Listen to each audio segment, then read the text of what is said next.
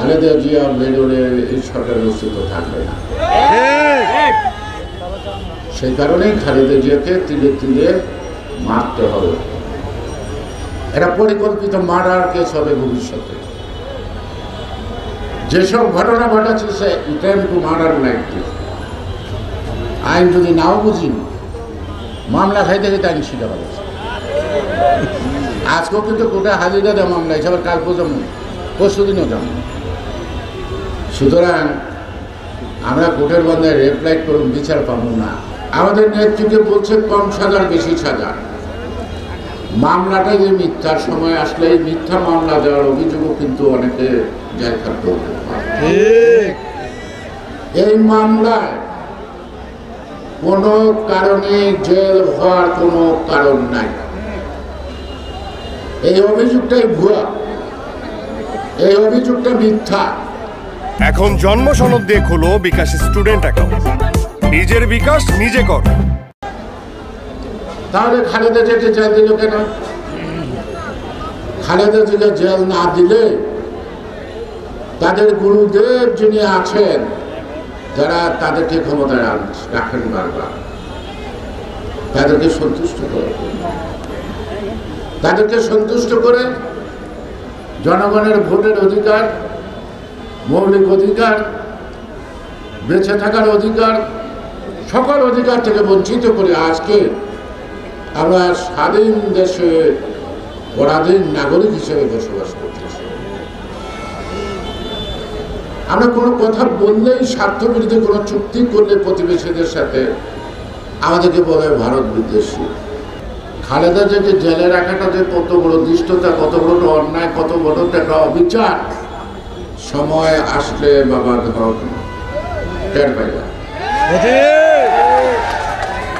এখন জন্ম সনদ দিয়ে খোলো বিকাশ স্টুডেন্ট অ্যাকাউন্ট। নিজের বিকাশ নিজে কর। খালেদা জিয়ার একটা মামলাও সঠিক না, তার বিরুদ্ধে এটা প্রতিবেশীদের খুশি করার জন্য।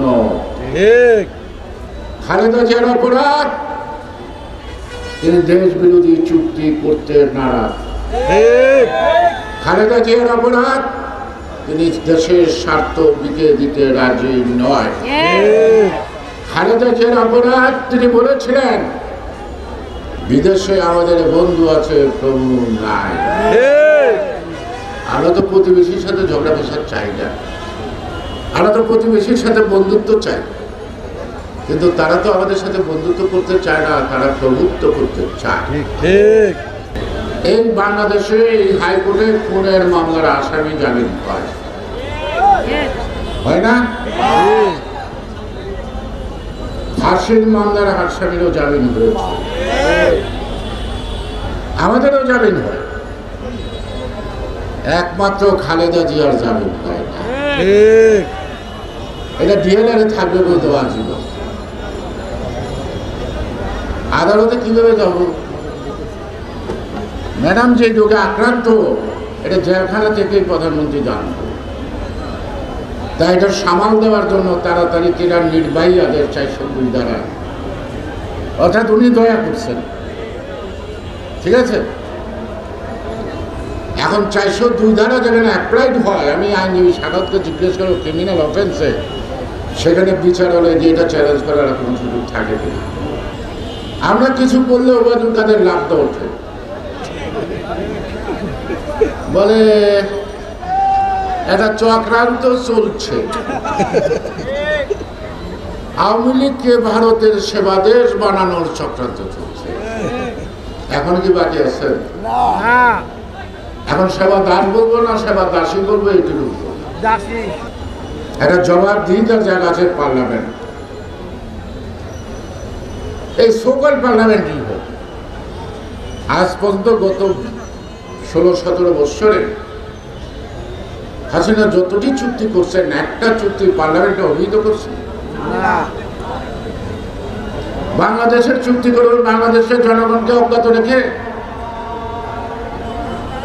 এটা কখনো হবার নয়।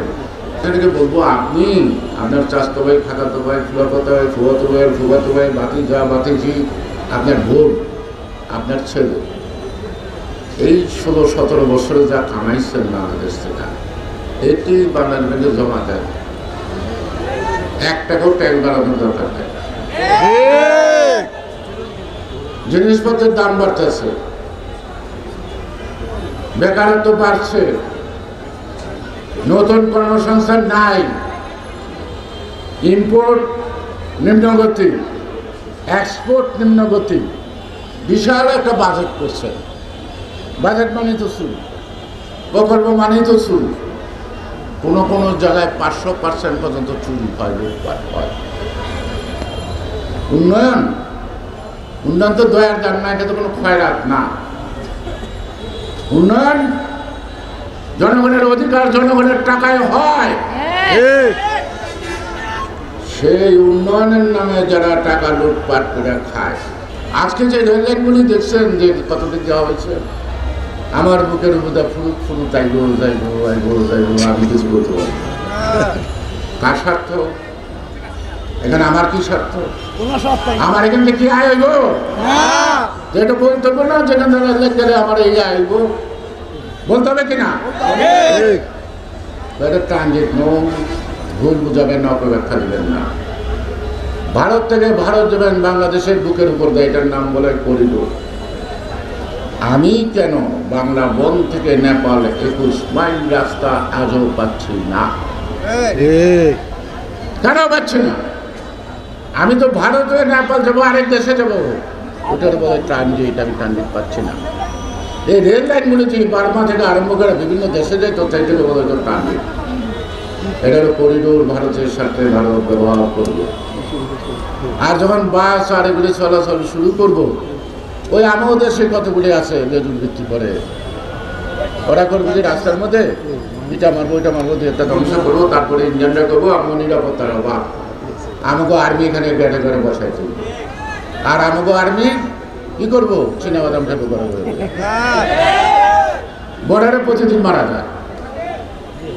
আমাকে আগে ছিল বিডিআর, বাংলাদেশ রাইফেলস, রাইফেলস নাই। আমি যে ডিজিটি, আমি গুলি করুন না, আমি গুলি খাবো। আর বেশি দিন নাই, যদি এই সরকারকে বিদায় না দিতে পারে, তাহলে বাংলাদেশ নামক দেশটির নাম মানচিত্র থাকবে না।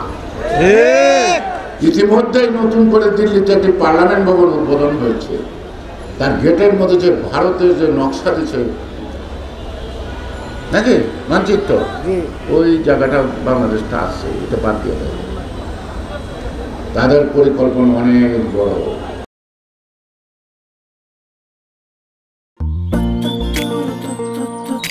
জীবনে এত মেয়ে দেখলাম, কই কোনদিন তো কারোর জন্য এরকম লাগেনি।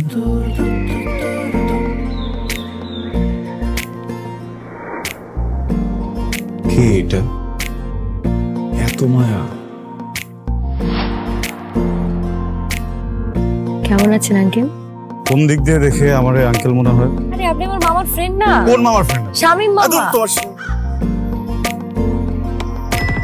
শামীম মামা। আস্তাগফিরুল্লাহ। কি করছিস তুই? না আমার ভাগ্নি মায়া। আমি নাই মামা। Thank you uncle. এই আগে জানলে আমি জীবনও স্বামীর সাথে মিশতাম না। জীবনের প্রথম একটা আমি ভালো লাগলো, সেইটা নাকি বন্ধুর ভাগ্নি।